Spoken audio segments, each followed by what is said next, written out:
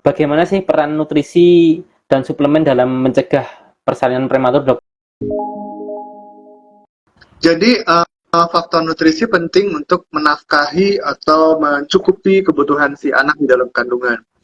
Contohnya begini, pada kita mempersiapkan nutrisi untuk bayi, mempersiapkan nutrisi untuk anak, itu sama seperti kita mempersiapkan anak kita yang sudah lahir untuk masuk di hari pertama sekolahnya dia.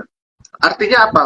Dari sebelum hari pertama si anak sekolah, sebagai orang tua, itu pasti sudah menyiapkan segala sesuatunya. Mungkin dari seminggu, 2 minggu sebelumnya malah, sebelum anaknya masuk, hari pertama sekolah, bapak sama ibu udah nyiapin.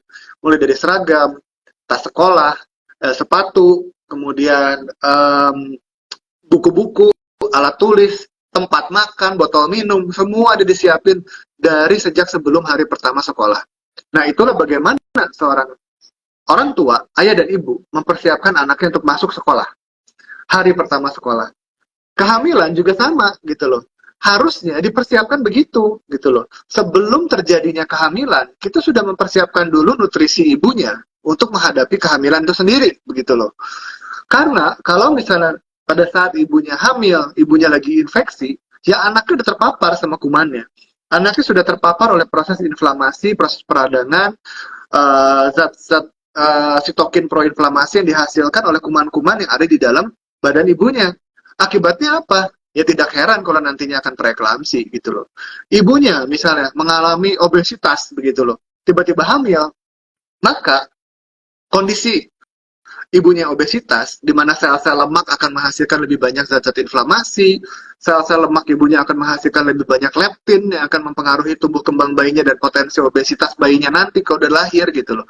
Dan ini semua akan membuat kondisi kehamilannya itu tidak optimal lagi begitu loh, tidak optimal lah gitu. Mengawali kehamilannya startnya udah salah begitu loh.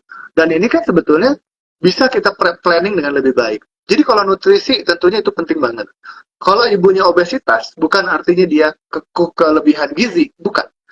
Obesitas malahan banyaknya, itu malah kurang nutrisi esensial, sebetulnya begitu.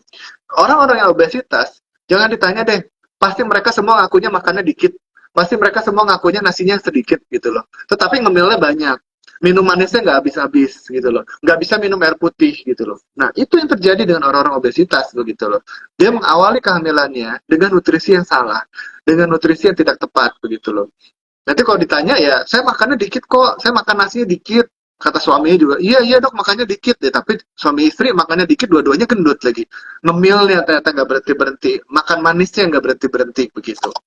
Jadi nutrisi penting banget dan itu harus sudah dilakukan sejak sebelum hamil, bukan nanti pas lagi hamil aku berubah deh kalau udah hamil, enggak, itu omong kosong gitu.